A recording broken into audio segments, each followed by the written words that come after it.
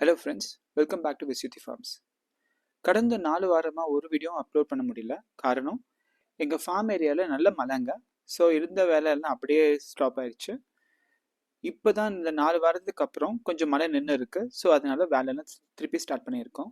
இப்போ நீங்கள் பார்த்துட்டு இருக்க வீடியோ வந்து மழைக்கு முன்னாடி எடுத்த வீடியோ. மழை வந்து பராமரிப்பு இல்லாததுனால ஃபுல்லாக புல்லெல்லாம் பயங்கரமாக வளர்ந்துருச்சுங்க. அதெல்லாம் ரோட்ரு போட்டு க்ளீன் பண்ணணும். இதெல்லாம் க்ளீன் பண்ணதுக்கப்புறம் இன்னொரு வீடியோ எடுத்து உங்களுக்கு காமிக்கிறேன். இதுக்கு முன்னாடி இந்த வீடியோவில் எங்கள் தோட்டத்தில் தொட்டிக்கு கட்டியிருந்த காமிச்சோம். இப்போ தொட்டி பார்த்தீங்கன்னா 90% முடிஞ்சதுங்க. இப்போ பூச்சி வேலை ப்ளஸ் மேலே வந்து இந்த லிட்டு போடணும், அந்த ஒர்க் மட்டும் தான் வச்சுருக்கு. போன வாரம் பார்த்தீங்கன்னா ஜேசிபி விட்டு இந்த மண் எல்லாத்தையும் சமப்படுத்திட்டு இருந்தோம். மழை வந்ததுனால பார்த்தீங்கன்னா தண்ணி தேங்கி ஃபுல்லாக சேராயிடுச்சு.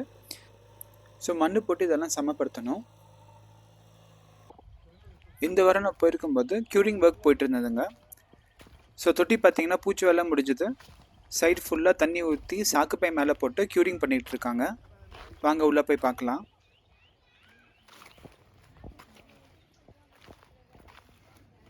ஸோ இப்போ உள்ள பார்த்தீங்கன்னா உள்ளாரையும் பூச்சி வேலைலாம் முடிஞ்சுது. சென்ட்ரிங் போட்டு மேலே கவரிங் முடிச்சாச்சு. இப்போ இந்த சென்ட்ரிங் கம்பம் எடுக்கணும். அதுக்கு எப்படி இன்னொரு 1 வாரம் ஆகும். அந்த சென்ட்ரிங் கம்பை எடுத்து முடிச்சதுக்கப்புறம் இந்த மேன் ஹோலை வந்து கவர் பண்ணிடலாம். அப்புறம் தண்ணி உள்ளே விட்ட ஆரம்பிச்சிடலாங்க. உள்ளார தண்ணி முன்னாடியே போட்டு க்யூரிங்லாம் முடிஞ்சுது. ஸோ தொட்டி மேலே பார்த்தீங்கன்னா 3 பைப் இருக்குங்க. ஒன்று வந்து போர் தண்ணி உள்ளே வர்றதுக்கு, இன்னும் 2 பைப் வழியாக மோட்ரு போட்டு தண்ணி வெளியே கொண்டு வந்துடுவோம். அதுக்காக அந்த கனெக்ஷன் போட்டிருக்கோங்க. போன வாரம் இந்த தொட்டி பூச்சி வேலை நடக்கிற டைம்லேயே பக்கத்தில் இன்னொரு சின்ன தொட்டியும் கட்ட ஆரம்பிச்சிட்டோம். இந்த சின்ன தொட்டி எதுக்காகனா டெய்லி யூஸ்க்காக வேண்டி தண்ணி வேணும், அதுக்காக இதை கட்டியிருக்கோம்.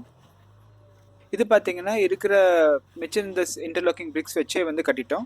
ஒரு 5x5 ஃபீட்டில் வந்து ப்ளஸ் 4 ஃபீட் ஹைட்டில் வந்து இது தொட்டி கட்டியிருக்கோங்க. இது ரொம்ப சின்ன வேலையாக இருந்ததுனால ஒரே வாரத்தில் முடிச்சாச்சுங்க. ஸோ இந்த வாரம் போகும்போது இந்த தொட்டி ஃபுல்லாக ஃபினிஷாக இருந்தது. தண்ணியும் நிரப்பி வச்சுருந்தாங்க, டெய்லி யூஸ்க்காக யூஸ் பண்ணியிருந்தாங்க. பார்த்தீங்கன்னா நீட்டாக ஃபினிஷாக இருந்தது. ஸோ ரொம்பவே நல்லா இருந்தது பார்க்குறக்கு.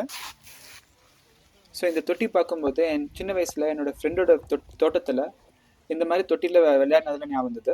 ஸோ நெக்ஸ்ட் டைம் வரும்போது பசங்களை கூட்டிகிட்டு வந்து இந்த தண்ணியில் விளையாடணும் அப்படின்ட்டு நினச்சிக்கிட்டோம். மழை நின்னதுனால நெக்ஸ்ட்டு 2 ப்ராஜெக்ட்டையும் ஸ்டார்ட் பண்ணுங்க. அதாவது இந்த ஏரியாவில் தொட்டி பக்கத்தில் இந்த ஏரியாவில் ஒரு சின்ன ஷெட்டு போடணும். இது எதுக்காகனா ஒரு மினி டிராக்டரும் விவசாயத்துக்கு தேவையான பொருட்களும் வைக்கிறதுக்கு ஒரு ஷெட்டு வேணும், அதுக்காக தான். அடுத்தது பார்த்தீங்கன்னா ஒரு மாடு கொட்டகை கட்டணுங்க. எங்கள் தோட்டத்தில் இயற்கை விவசாயம் தான் பண்ணணும்னு முடிவு பண்ணியிருக்கோங்க. அதுக்கு மாட்டு சாணமும் மாடு கோமியும் ரொம்ப முக்கியம். ஸோ அதனால் ஒரு மாடு கொட்டகை ஃபஸ்ட்டு கட்டிட்டு 2 மாடு 2 இல்லை 3 மாடு வாங்கலாம்னு முடிவு பண்ணியிருக்கோம். ஸோ அதுக்காக ஏற்பாடு தான் நடந்துகிட்ருக்கு. இது முடிஞ்சதுக்கப்புறம் மாடு வாங்குகிற பணியும் ஸ்டார்ட் ஆயிரும். அந்த அப்டேட்ஸும் இனி வர வீடியோஸும் உங்களுக்கு நான் காமிக்கிறேன். இதோட எங்கள் தோட்டத்தில் வந்திருக்கிற 2 புது வரவுகள் பற்றி அப்டேட் கொடுக்கணுங்க. எங்கள் தோட்டத்தில் இப்போதைக்கு ஒரு 10 கோழியும் 2 சேவலும் போட்டு விட்டுருக்கோம். பழமரம், செடி, காய்கறிகள் மட்டும் பண்ணாமல் ஒரு கோழி பண்ணையும் வைக்கலான்ட்டு முடிவு பண்ணோங்க. ஸோ அதுக்கு ட்ரையல் பேசிஸாக இந்த மாதிரி ஒரு 10 கோழியும் விட்டு பார்க்கலாம், எப்படி வருதுன்னு பார்க்கலாம் அப்படின்னு முடிவு பண்ணோம். பக்கத்தில் இருந்த சந்தையிலேருந்து இந்த கோழியெல்லாம் வாங்கி வந்து விட்டுருக்கோம். இது எல்லாமே நாட்டுக்கோழி தாங்க. பட் பண்ணை வைக்கும்போது நாட்டுக்கோழி வைக்கலாமா இல்லை வேறு ஏதாவது ரகம் வைக்கலாமான்ட்டு யோசிச்சுட்ருக்கோம். உங்களுக்கு தெரிஞ்சதை கமெண்ட்டில் சொல்லுங்கள். கோழி மட்டும் இல்லைங்க, 2 வான்கோழியும் வாங்கி விட்டுருக்கோம். இங்கே பார்த்தீங்கன்னா அது 2 வான்கோழியும் சுதந்திரமாக சுற்றிட்டு இருக்க பாருங்கள்.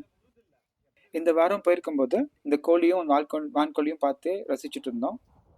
இதோடு இந்த வீடியோ முடிச்சதுங்க. இனி வரும் வீடியோஸில் நம்ம பயணத்தை தொடரலாம். நன்றி, வணக்கம்.